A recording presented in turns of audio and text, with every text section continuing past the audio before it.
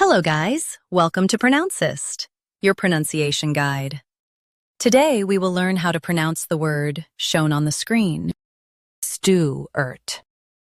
Both US and UK have the same pronunciation of this word, STUART. Now read the syllables shown on the screen naturally. Stew, STUART. Stress stew and soften stew, STUART.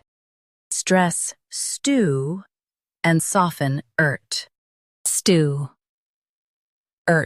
STUART. Stress stew and soften stew, STUART.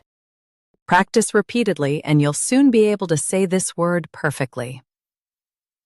The best way to practice is to repeat the syllable multiple times. The meaning of the word is a common name. Try repeating this word several times to improve your pronunciation. We post daily videos on useful and commonly mispronounced words to help you speak clearly and confidently. Like this video and subscribe to Pronouncist for more pronunciation guides. Thanks for watching us.